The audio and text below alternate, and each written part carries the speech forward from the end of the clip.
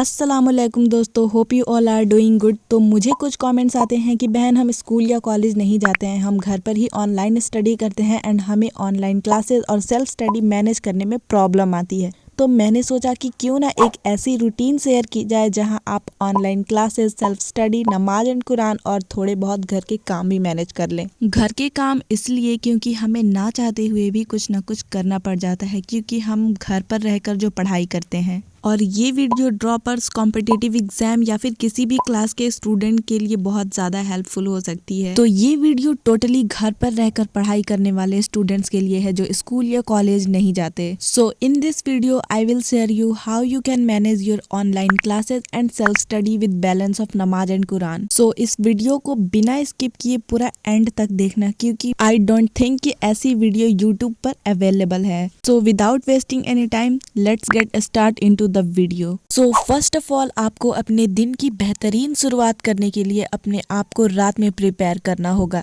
Yes, यानी कि आपको अपना अलार्म सेट करना है। आप अपना अलार्म फज्र की नमाज से 45 मिनट या 1 आवर पहले सेट करोगे। आप अपने एरिया के अकॉर्डिंग ऑब्जर्व करो कि आपके यहाँ फज्र की नमाज कब होती है एंड उसके अकॉर्डिंग अलार्म सेट करो। एंड आपको सिर्फ अलार्म सेट नहीं करना है बल्कि उठना भी है। आप सोते टाइम अपने ब्रेन को एक मैसेज दे दो कि जिस टाइम पर आपने अलार्म सेट किया है आप उस टाइम पे प्रॉपरली उठोगे। सो आप अपने अलार्म के अकॉर्डिंग जैसे उठोगे देन आपको फ्रेशन अप होकर वुजू करके तहज्जुद की नमाज पढ़नी है। आई नो कि इट्स नॉट मैंडेटरी नमाज, बट तहज्जुद तो अल्लाह के लव्ड वंस पढ़ते हैं। एंड क्या आप नहीं चाहोगे कि आप अल्लाह के और ज्यादा करीब जाओ और लव्ड वंस बनो? आप स्टूडेंट हो, हाउसवाइफ हो, वर्किंग पर्सन हो, हर किसी को तहज्जुद की नमाज पढ़नी चाहिए, क्योंकि अल्लाह पाक खुद रात के तीसरे पहर में 7वें आसमान पर आकर पुकारते हैं, ऐ बंदे मांग जो तुझे मांगना है। तो मैं तो 100% श्योर हूँ कि आप सबके पास हमेशा कोई ना कोई प्रॉब्लम तो चल ही रही होती है। So why don't you ask for the solution from the Allah सुब्हान तआला। So wake up and pray तहज्जुद। तहज्जुद की नमाज पढ़ लेने के बाद जब आपके पास 45 मिनट्स या 30 मिनट्स बचते हैं, उसमें आपको अपना पहला स्टडी सेशन स्टार्ट करना है। एंड आपको इस टाइम याद करने वाली चीजों को पढ़ना है। इस टाइम घर में सारे लोग सो रहे होते हैं तो बहुत ज्यादा पीसफुल माहौल होता है, जिसकी वजह से आप कुछ भी याद करोगे तो वो बहुत अच्छे से याद होगा। तो आप सुबह में याद करने वाली चीजों को रखो। आप जब तक अपना पहला स्टडी स्लॉट कंप्लीट करोगे तब तक फज्र की अजान हो जाएगी। देन आपको उठना है एंड फज्र की नमाज पढ़ना है। नमाज पढ़ लेने के बाद से आपको जिक्र और अज़कार भी करना है। फज्र की नमाज पढ़ लेने के बाद से आप सबको कुरान की तिलावत करनी है। यस गाइज, ये बहुत ज्यादा इम्पोर्टेंट है। आप कुरान को अंडरस्टैंड करिए, एक पेज पढ़िए या 2 पेज, उसको अंडरस्टैंड करके पढ़िए। एंड कुछ लोग मुझे कमेंट्स कर रहे थे कि वो हिफ्ज कर रहे हैं, तो मैं इस रूटीन में उसे भी इंक्लूड कर दूं। तो गाइज, जो लोग हिफ्ज कर रहे हैं उनके लिए मैं बता दूं कि अगर आपको अपने पढ़ाई के साथ साथ कुरान को हिफ्ज भी करना है तो उसके लिए आप अपने कुरान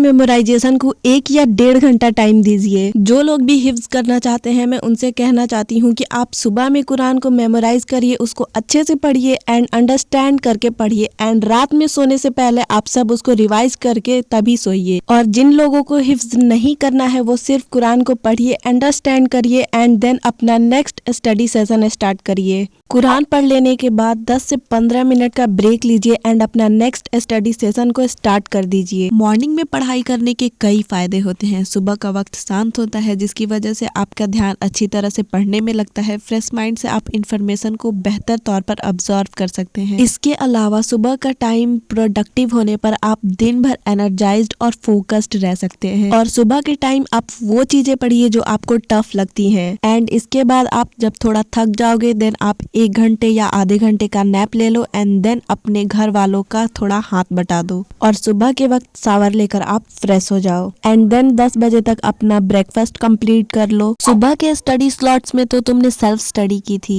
अब आता है मोस्ट इम्पोर्टेंट तुम्हारे ऑनलाइन क्लासेस लेने की बारी, जो कि तुम सुबह के 10 बजे से स्टार्ट करोगे। और हमारे पास मोस्टली 6 या 8 सब्जेक्ट्स होते हैं, तो हम ह्यूमन बीइंग है और हम एक दिन में 6 या 8 क्लासेस नहीं ले सकते। आपको दिन में मिनिमम 3 ऑनलाइन क्लासेस अटेंड करनी है and if you have super power then आप 4 भी कर सकते हो। अगर हम दिन में 6 क्लासेस या 8 क्लासेस लेने लग जाए तो हमारी आंखें भी थक जाएंगी, हम खुद थक जाएंगे एंड हमारी सेल्फ स्टडी भी नहीं हो पाएगी। अगर आपको कोई सब्जेक्ट बहुत ज़्यादा इजी लगता है तो मैं ये सजेस्ट करूंगी कि उस सब्जेक्ट के वीडियो को आप 2x या फिर 1.5x पे देख लें। और दोस्तों आपको अपने सिलेबस को इस तरह से प्लान करना है कि आप एग्जाम के 2 महीने पहले आप अपने सिलेबस को कंप्लीट कर ले एंड रिवाइज कर ले उस बचे हुए 2 महीने में। क्योंकि आप चाहे कितनी भी क्लासेस ले लो, अगर आप उसे खुद से पढ़ोगे नहीं, समझोगे नहीं, देन उसका कोई फायदा नहीं है। आई वुड सजेस्ट कि 4 क्लासेस ले लो एंड देन आप अपनी ऑनलाइन क्लासेस ले लेने के बाद से जोहर की नमाज अदा करिए एंड देन अपना लंच करिए। लंच कर लेने के बाद से आप थोड़ा पावर नैप ले सकते हैं या फिर किसी भी तरह से रिलैक्स कर सकते हैं। फिर इसके बाद से आपको अराउंड 2 या 3 बजे के बाद से अपना नेक्स्ट स्टडी सेशन स्टार्ट कर दोगे। और दोस्तों आप जब भी पढ़ाई करने बैठते हो तब आपको पोमोडोरो टेक्निक फॉलो करके पढ़ाई करनी है। अब ये पोमोडोरो टेक्निक क्या होता है मैं अभी बताती हूँ। पोमोडोरो टेक्निक का मतलब ये कि आपको 25 मिनट पढ़ाई करनी है एंड देन आपको 5 या 10 मिनट का ब्रेक लेना है। रिसर्च के अकॉर्डिंग हमें पता चला है कि हमारा माइंड 25 मिनट तक अच्छे से फोकस कर पाता है और इससे ज्यादा हम अपने माइंड को पुश करेंगे तो हमारा कंसंट्रेशन लेवल थोड़ा कम हो जाता है। तो आप सब भी पोमोडोरो टेक्निक को फॉलो करके पढ़ाई करिए ताकि आप अपने पढ़ाई में अच्छे से कंसंट्रेट कर पाएं और चीजों को अच्छे से अंडरस्टैंड करके उन पे अमल कर सकें। और इस स्टडी सेशन को कंप्लीट करते करते असर की नमाज का टाइम हो जाएगा, तब आपको अपने असर की नमाज अदा करनी है। दोस्तों पढ़ाई के दौरान हम सबको अपने आप को बहुत ज्यादा रिफ्रेश रखना चाहिए। दैट्स वाई पढ़ाई के दौरान थोड़ा ब्रेक लीजिए, अपने फ्रेंड से बात करिए, अपनी फैमिली के साथ टाइम स्पेंड करिए, कोई एक्टिविटी करिए, जो भी अच्छा लगता हो उसे करिए। मेरे कॉलेज के साइकोलॉजी प्रोफेसर ने इम्पोर्टेंस ऑफ सेल्फ केयर पे ये बात कही थी। Taking time for one self is not a luxury, it's a psychological necessary. It rejuvenates the mind, enhancing productivity and well-being.